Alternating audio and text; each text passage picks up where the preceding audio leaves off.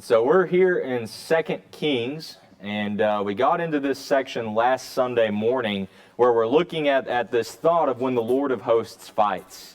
And we got into this and we're able to at least get a little ways through this first section in that about do not fear. This is one of the big things that's going to come out, especially in the first portion of this. When the Lord of hosts fights, if we're on his side, we have no reason to fear. We talked about Elisha's intervention in things, how all of this gets started. If somebody could, just to help get our minds back where we are, somebody go ahead and read 2 Kings chapter 6, verses 8 through 10. Now the king of Syria was making war against Israel, and he consulted with his servants, saying, my camp will be in such and such place. And the man of God sent to the king of Israel, saying, beware that you do not pass this place, for the Syrians are coming down there. Then the king of Israel sent someone to the place of which the man of God had told him. Thus he warned him, and he was watchful there, not just once or twice. So what do we have happening in those verses? Well, we got the king of Syria making war against Israel. All right, there's our big problem, right? The Syrians are going to war against Israel, and the king of the Syrians, most likely Ben-Hadad, there were 3 of them. But anyway, at this point, he's trying to make his plans, formulate his plans, and what happens to the plans? They get foiled because who was in Israel? Elisha was there, right? Elisha knew what was going on, and so he tells the king of Israel, send someone there, and he's just watching and watching and watching. Alex pointed something out to me last week. I believe it's in the King James that it talks about, well, New King James says at the end of verse 10, thus he warned him and he was watchful there, not just once or twice. If I remember right, she was pointing out in the King James it says that they were saved there, not just once or twice. And so the thought being, because of that information from Elisha, then really the Israelites were able to be saved because he's able to watch, he's able to pay attention, able to know what's going on if the Syrians were going to move any closer. But our point that we're noticing in this is Elisha knew what was going on. He's able to kind of stop the Syrian threat. But that doesn't really stop the king of Syria from trying to present a bigger threat. Somebody read verses 11 to 15 now. Therefore the heart of the king of Syria was greatly troubled by this thing. And he called his servant and said to them, will you not show me which of us is for the king of Israel? And one of his servants said, none, my lord, O king, but Elisha the prophet who is in Israel. Tells the king of Israel the words that you speak in your bedroom. So he said, go and see where he is, that I may send and get him. And it was told him, saying, surely he is in Dothan. Therefore he sent horses and chariots and a great army there, and they came by night and surrounded the city.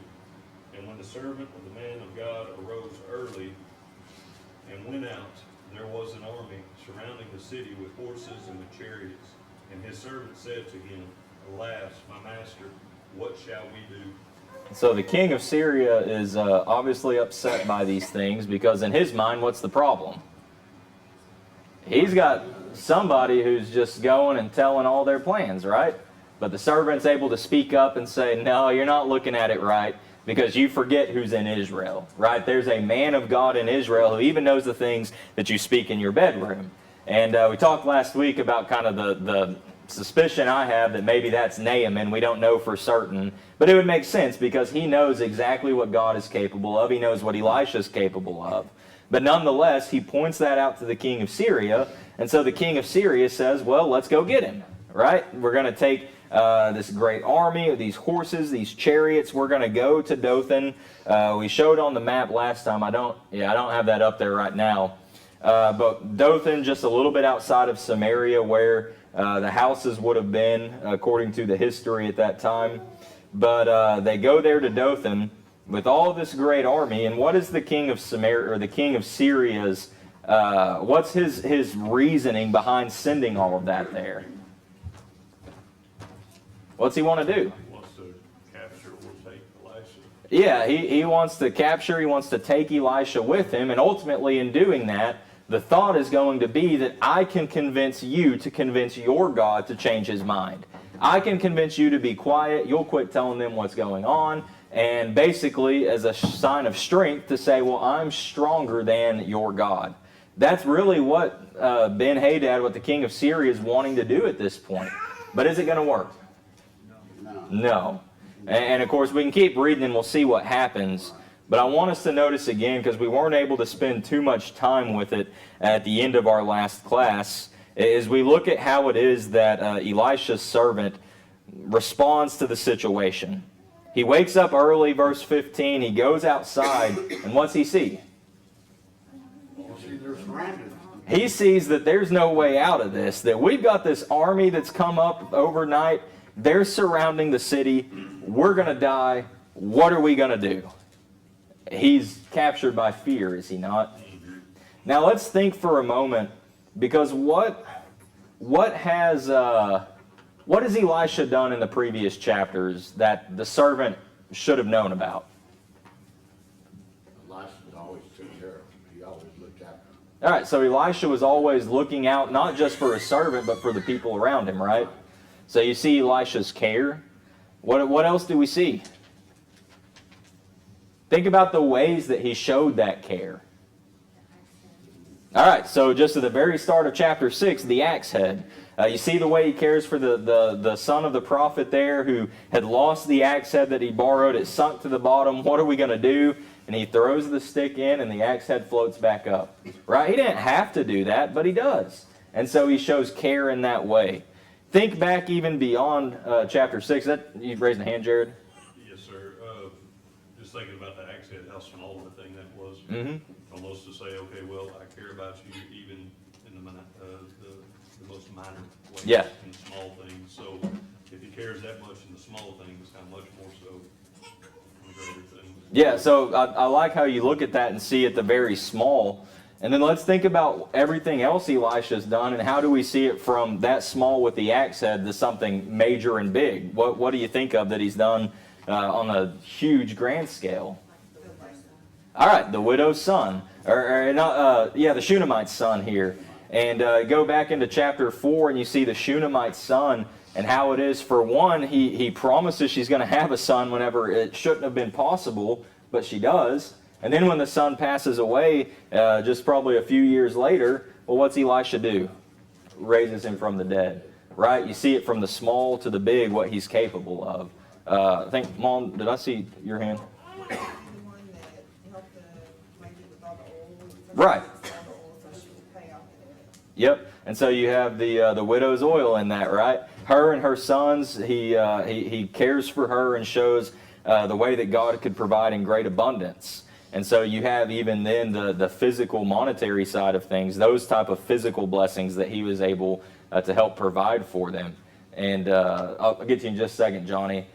And think about it too on a national scale. Do you remember at the end of chapter 3 what the problem was, what the situation was going on? The end of chapter 3, what's happening? All right, you have the problem with the Moabite rebellion, and everything's going on, and there was the 7 days that all the army and all their animals were without water, and they get down there in the valley, and the king of Israel says, we're all going to die, right? We've gathered not just the army of Israel, but Judah and the Edomites together, all just so that they can die. And then eventually, of course, the king of Judah says, well, is there not a man of God here? Is there not a prophet? Elisha shows up. They go and get him. And Elisha prays to God. And remember, they had to dig the ditches and pray to God and all those things. And the valleys would be filled with water. And then, of course, that makes the other army think, well, okay, they've self-destructed. And they end up getting destroyed. And so you see how he's cared for them from the small things like the axe head to raising, promising the Shunammite woman for a son, raising him from the dead, providing the abundance. You think about it on the national scale, helping them have that victory over the Moabites. They should have known that they were in good hands, right? Johnny? I was saying, the servant should have known that ever since the mantle was passed from Elijah to Elisha. God had been with him and allowed all these good things to happen. Mm-hmm. He took care of him then, and he would still take care of him. That's right, and that requires the right type of perspective in that, to know it's God who's with him that's behind all of it. And that kind of gets into the next question, because if you know, and even if you've been there and experienced those things, why is it that he's still going to be overcome with fear?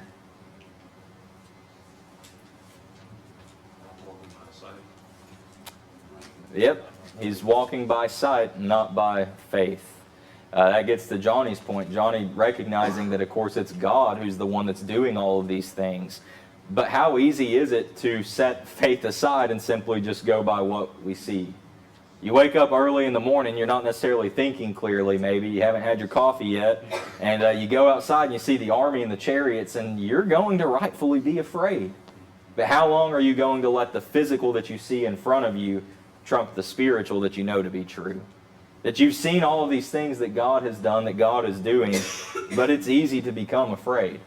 You think about the application on our end of things, of what do we know that God has done?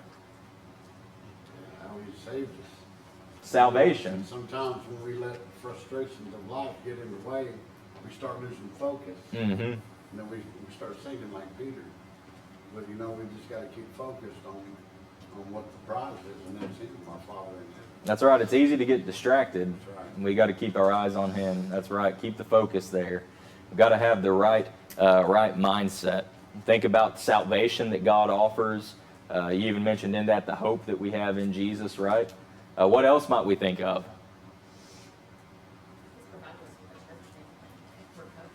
All right. Yeah, absolutely. We have a church family here for comfort. That when we're going through hard times, whenever the physical starts to get more in the way of the spiritual and we're not seeing clearly, and we know and we recognize I'm starting to get a little more afraid, I'm starting to have those fears that I know I probably shouldn't have, but I just can't seem to get rid of it. Like Kay mentions, we have a spiritual family here that provides comfort to us. That we can turn to our family here and ask for those prayers, ask for, be praying for me this week. Ask for the advice. I need some help in this. I just need someone to talk to sometimes, right? And so that's a wonderful blessing that we have, that God has provided for us. Jared? An exhaustible source of wisdom, knowledge, Mm-hmm. through any time, Yeah. any season. All the wisdom that we need, right? What's 2 Peter 1 and verse 3 tell us? He's provided all things that pertain to life and godliness. We have God's Word. And so when we need the wisdom, when we need the knowledge, it's not always going to be easy. We're not just going to, be thinking about a problem and a situation that's going on. And if we just think about it long enough, that maybe our Bible's magically going to open up and the wind's going to pick up just right and turn to the perfect page. And then a fly's going to come and land on the perfect verse to tell us what to do. Doesn't work that way, does it? We have the wisdom and knowledge that we need, but we have to be putting forth the effort to come to know that wisdom and knowledge. It gives us a confidence in that when we go through the trials. When I was much younger, when the trials or the crises would come along, whether in the church or whether in my own personal family, what are we going to do? There's no way. It's hopeless. I might as well give up. After enough experience, you see, if crisis hits the church, God will carry us through. It will be okay. If crisis hits home and family, God will carry us through. It'll be okay. And the farther we go, the more confidence we should have in that. I can just look at my perspective, say, to 35 years ago and today, and it's entirely different. Mm-hmm. God will see us through.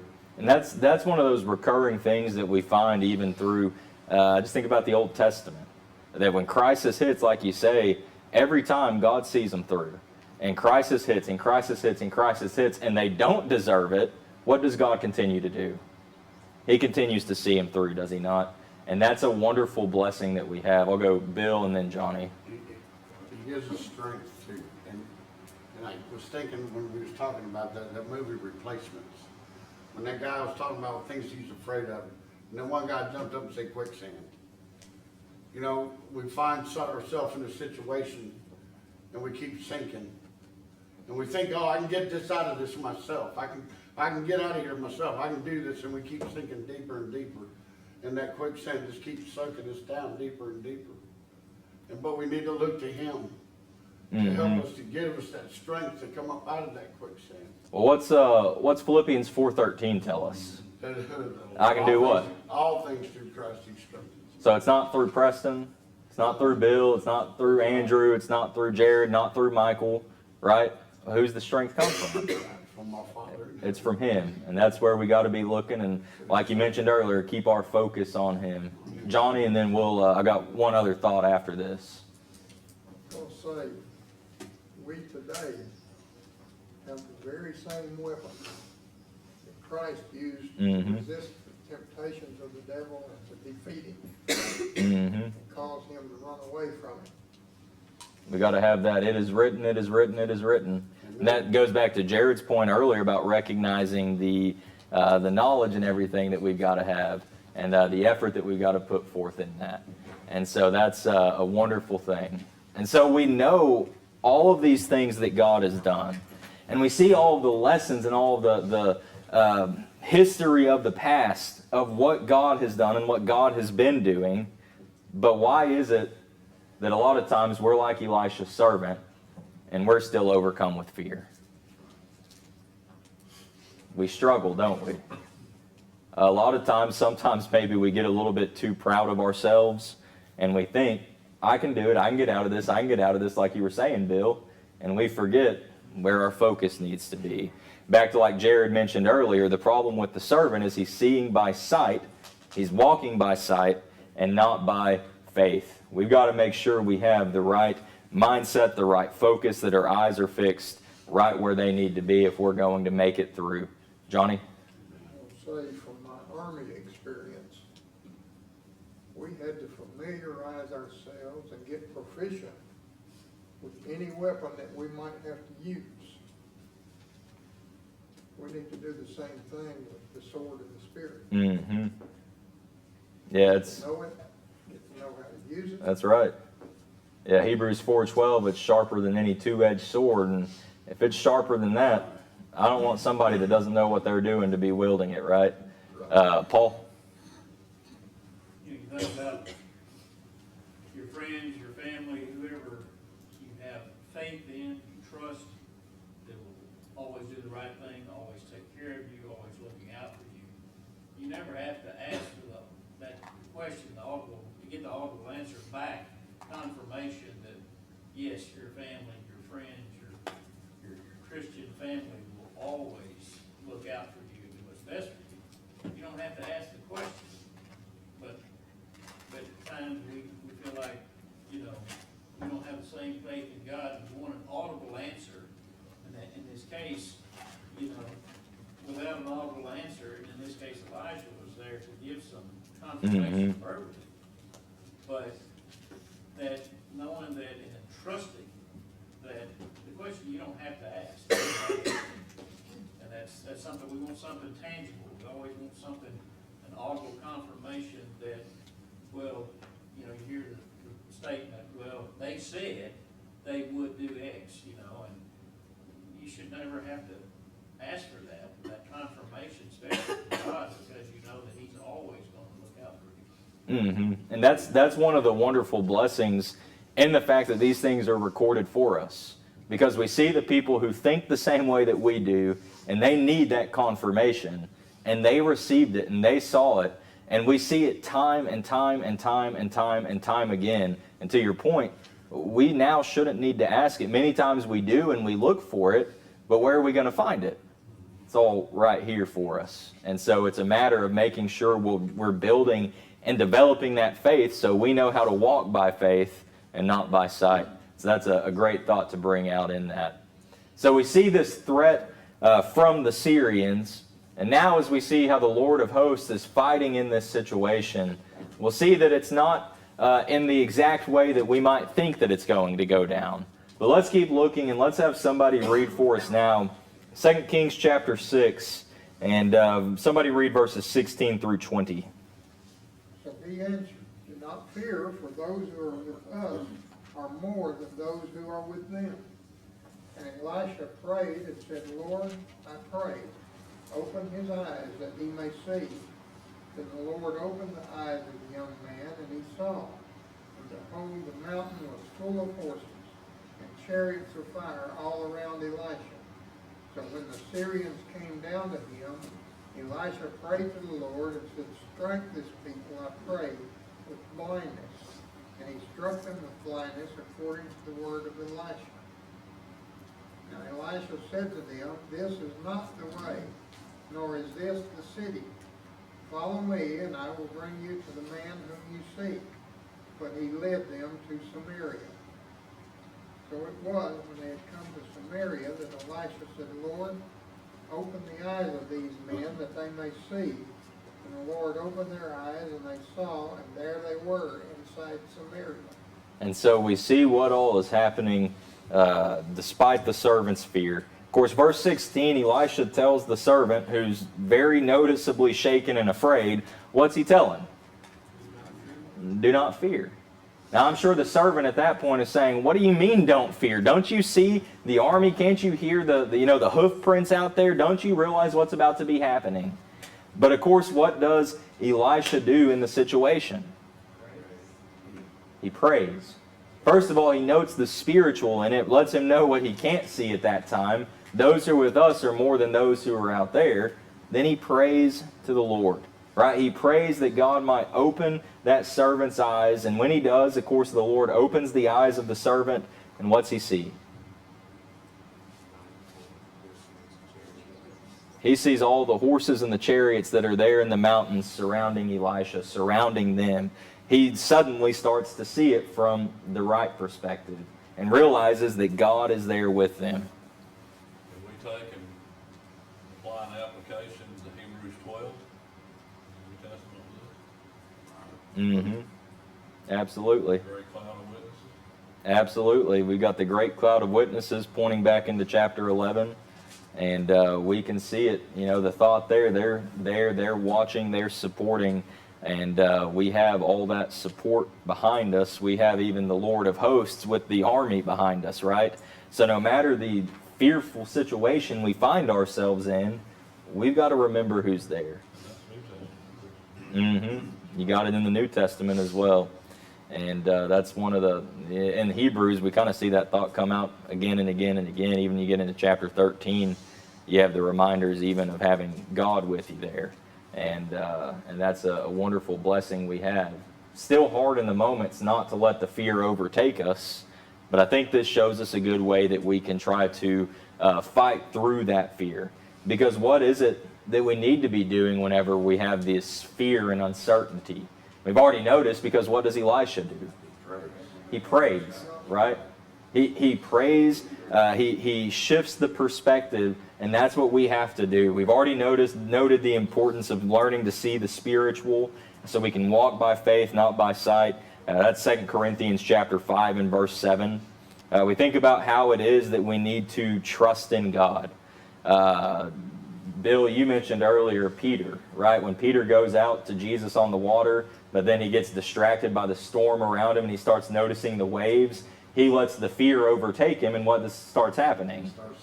He starts sinking, right? He's truly overcome by his fear, but he got to go back to Jesus, right? Reach out and take that hand that Jesus is extending down to us. And so that's the blessing that we have. We've got to learn to see the spiritual, trust in him. And then to Paul's point that he brought out earlier, we have to learn to be able to just trust and know that God is there, that God is taking care of us, even if we can't see it. Even if we can't in this way ask for it and have a sign that we're going to be able to see, we have all of this history to show us that God is faithful, that God is going to take care of us through it. We have to have the right perspective through it all. And so we see then what we need to be doing in the fear and in the uncertainty. And so Elisha, that's not the only prayer that he prays in this section, though, is it? Because what else does Elisha do? When the Syrian army starts coming closer and closer and closer to them, what's he do?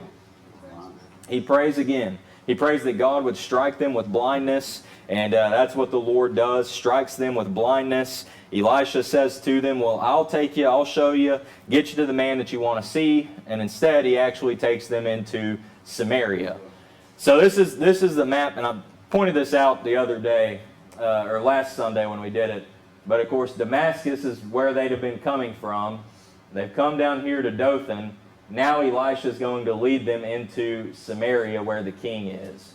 Now with this, there's, I think, a good question that maybe pops up in our mind. We may not necessarily want to ask it, but I think it's good that we ask it anyway. Is Elisha acting deceitfully here? I was raising my hand, just I was thinking. I mean, these are questions sometimes we're afraid to ask, but I think it's important that we at least stop and try to think through it. Right. Let's think about the situation. What's the big situation that's happening right now? You go back up to verse 8, and what's the king of Syria trying to do? Take them in captivity. He's making war with Israel. So you're not talking about a time of peace when everything is good. You're talking about a situation of war. Now in this, Elisha is still, in a sense, leading them to him. But you have to remember that this is in the context, again, of a war. Think about it like if you're playing football. If you're playing football, and Coach isn't here this morning, but I'd ask him if he were here, is it deceitful to run a trick play? You understand what's happening in the game. The context of the game, you're running a trick play. You may want to try to throw your opponent off a little bit, but everybody knows you're still working toward getting to the end zone in it. Well, here in a battle, that's essentially what you have going on. You're doing a little bit of a trick play in this. It's not acting deceitfully. It's not lying in that way. Have to remember the context of all that's going on in this. Did you have something, Johnny? Just going to say, I was reminded of the old statement of all's fair in love and war. Mm-hmm.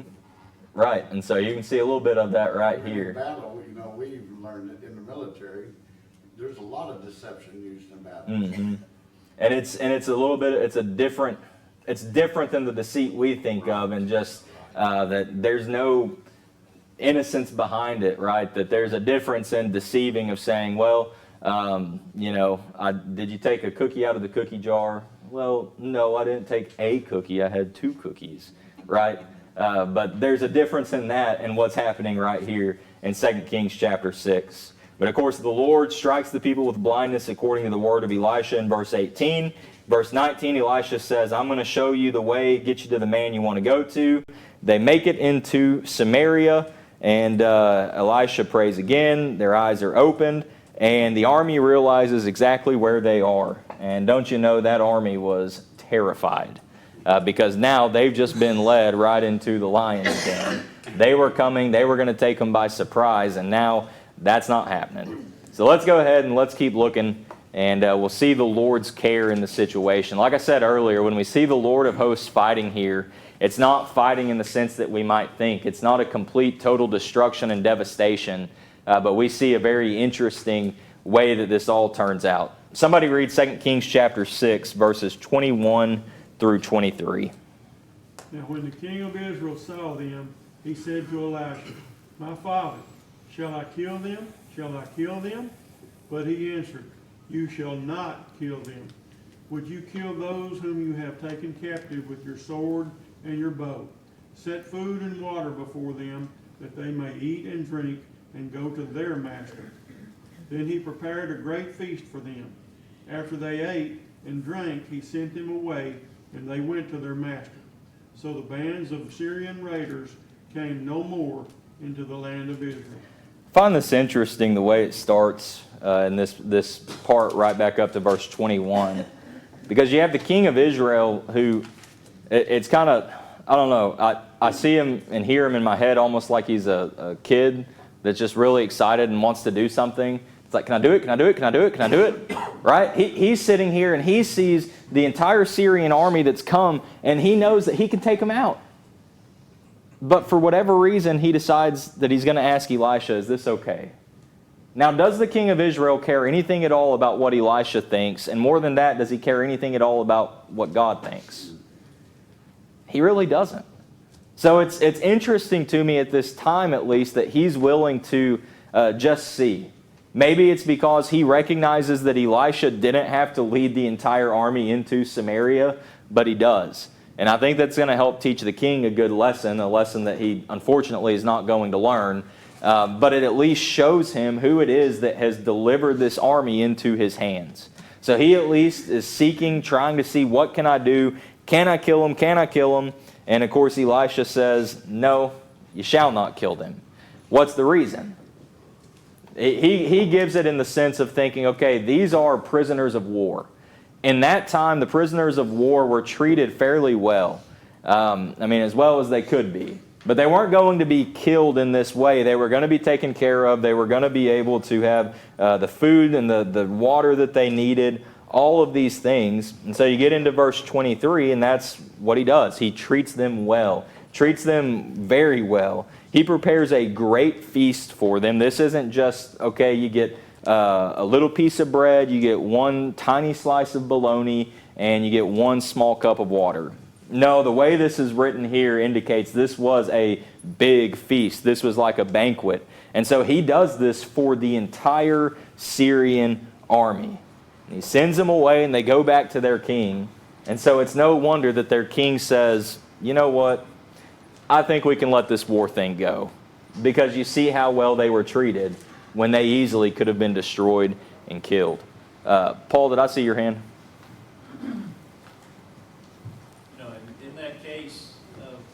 Had they killed him, Craig Kern there is murder. It's not war.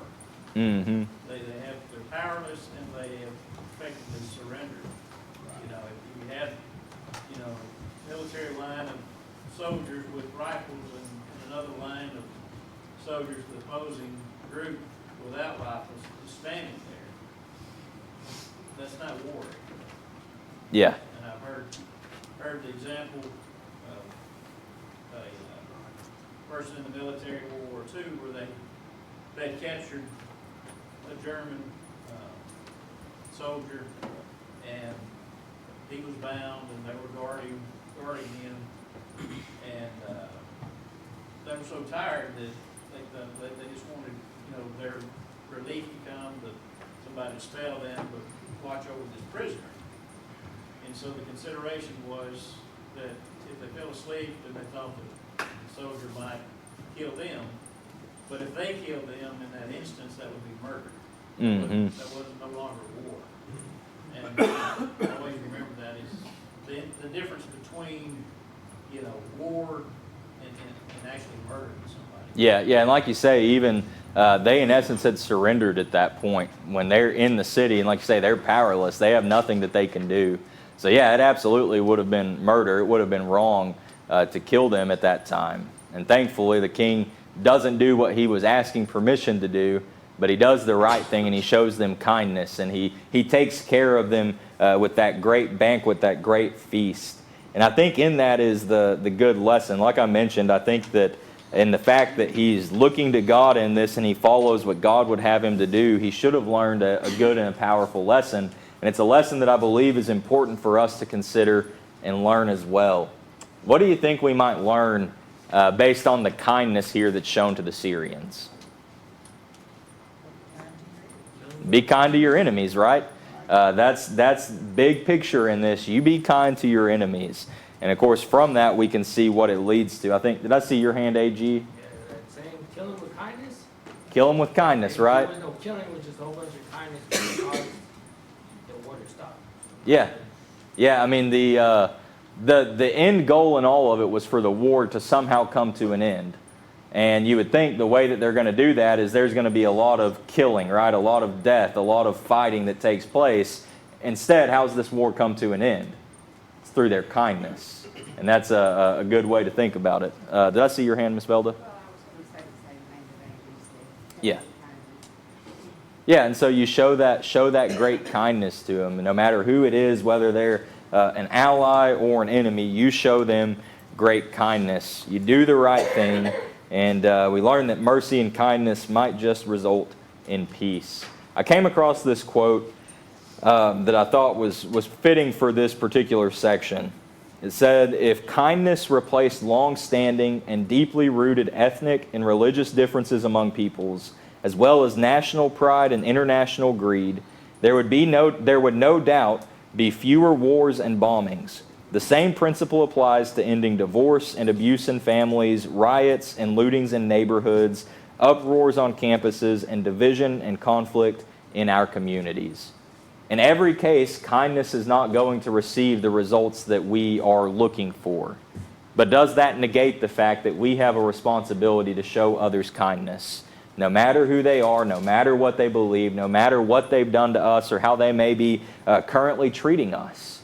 What's the responsibility we as Christians have?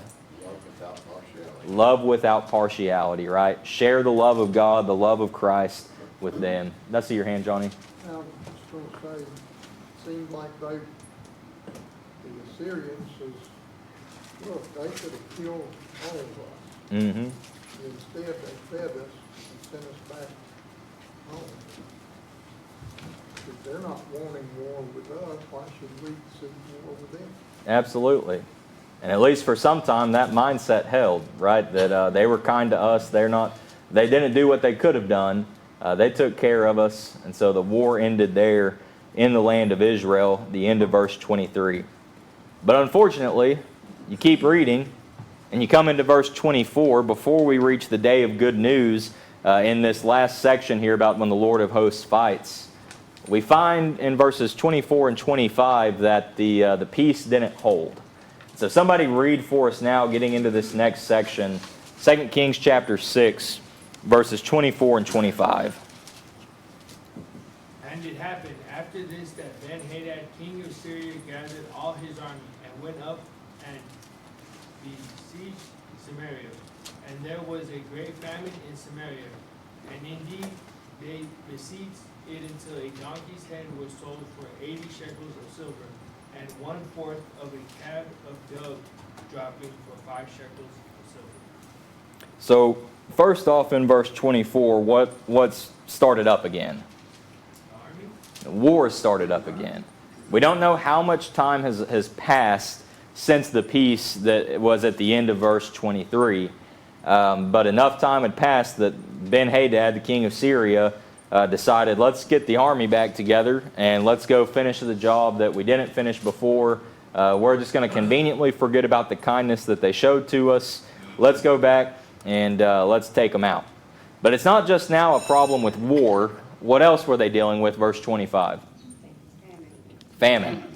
So you're dealing with the uncertainties and the fear of wartime alongside now some serious uncertainties and fears because we don't have much food. Now you look at what it is that they say to describe this particular famine and how bad it was. They besieged Syria, so essentially what you had was the Syrian army is surrounding and cutting off all the trade routes in and out of Samaria so that nothing can get in. So they're running out of all of their supplies, which was a typical wartime tactic for the walled cities and things back then. But it's getting bad in Samaria, getting bad in the city, to where a donkey's head is sold for 80 shekels of silver. Now, a donkey would have been considered unclean, yet they're selling a donkey's head, so not really even the most appetizing part of the donkey. They're selling that in the market there for 80 shekels of silver. Now, to give some perspective, if you go back to 1 Kings chapter 10, 1 Kings chapter 10, when everything was going pretty good in Samaria. 1 Kings chapter 2, not Samaria, in Israel. So yeah, that would have included Samaria. Anyway, 1 Kings chapter 10. Somebody read verse 29. This is during the reign of Solomon. Now, a chariot that was imported from Egypt cost 600 shekels of silver, and a horse 150.